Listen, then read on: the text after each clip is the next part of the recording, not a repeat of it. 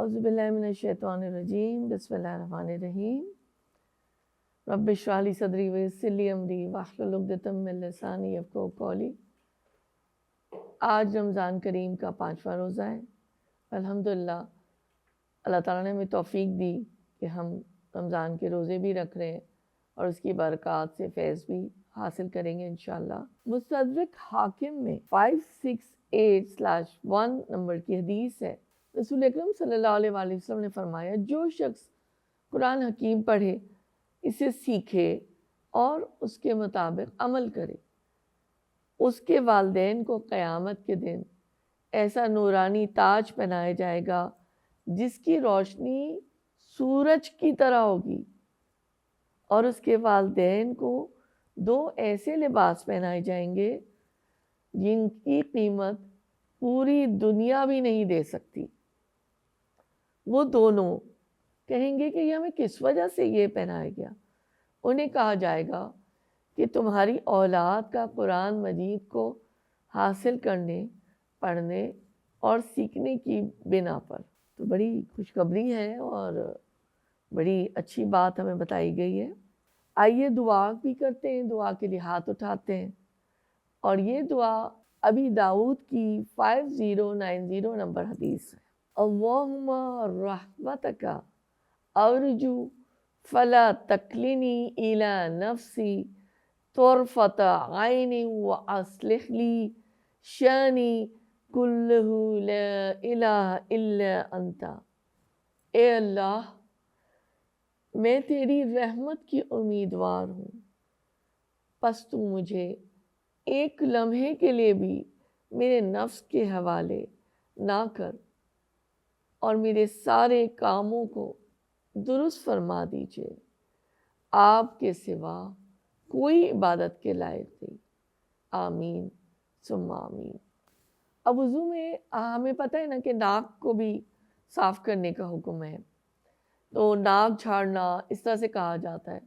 اور اگر ہم اردو زبان میں بھی دیکھیں تو ناک کہتے ہیں نا، اس کی بڑی ناک ہے۔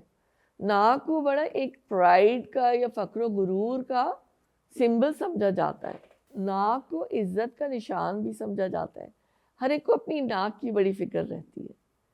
اس ناک کی خاطر کتنے گناہ بھی کر دیے جاتے ہیں۔ تو وضو میں ناک میں پانی ڈال کر ناک کو جھاڑنا یا ناک کو صاف کرنا، ہم یہ تصور کریں کہ برے ماحول کے اثرات سے خود کو پاک کر لیتے ہیں۔ یعنی یہ جو ایک سمبلائز کیا گیا ہے نا، اس کو ذہن میں رکھتے ہوئے ہمیں کسی کی وجہ سے یا کسی پیئر پریشر گروپ یا کسی رسم و رواج کے خاطر کوئی بھی گناہ نہیں کرنا، اور اللہ سے پچھلے گناہوں کی وجہ سے توبہ اور استغفار بھی طلب کرنی ہے۔ اب نماز کے لیے گائیڈ لائن دیکھتے ہیں۔ ہم نماز میں سینے پر ہاتھ رکھتے ہیں۔ سینے پر ہاتھ باندھنا گویا دل پر ہاتھ رکھنا ہے، یعنی یہ عاجزی اور انکساری کی علامت ہے۔ یہ اس بات کا بھی اقرار ہے کہ اللہ، میں تیرے سامنے ہاتھ باندھی ہوئی ہوں، میرے دل کے احساسات جھکے ہوئے ہیں، تیری اطاعت کے لیے میں تیار ہوں۔ انشاءاللہ اس وقت جو ہم اب نماز پڑھیں گے اور سینے پر ہاتھ رکھیں گے تو خود کو محسوس کرانا ہے کہ اے میرے رب، آپ مجھے دیکھ رہے ہیں اور میرا دل آپ کے آگے جھکا ہوا ہے۔ اخلاق حسنہ میں ہم وعدے کے حوالے سے آج کچھ رہنمائی لیتے ہیں۔ وعدہ پورا کرنا کیا ہے؟ وعدہ پورا کرنا دراصل اللہ کی صفت بھی ہے، اور اگر یہ اللہ کی صفت ہے تو مجھے اپنے اندر یہ پیدا کرنی ہے۔ یعنی جیسے اللہ کے جو نام ہے نا 99 یا 100، اس کے لیے بھی یہ کہا جاتا ہے کہ ان صفات کو سمجھنا، یاد کرنا اس لیے بھی ضروری ہے، اور اس کا فائدہ یہ ہے کہ وہ صفت ہمیں اپنے اندر بھی ایک حد تک پیدا کرنی ہے۔ مثال کے طور پر اللہ کے قریب تو کہیں بھی نہیں آ سکتے، لیکن اس سے ہمیں سیکھنا ہے، اپنے لیے کچھ رہنمائی لینی ہے۔ سورہ آل عمران کی 9 نمبر آیت ہے، جس میں اللہ تعالیٰ فرماتے، پروردگار تو سب لوگوں کو ایک روز جمع کرنے والا ہے، جس روز کے آنے میں کوئی شبہ نہیں، اور ہرگز تو اپنے وعدے سے ٹلنے والا نہیں ہے۔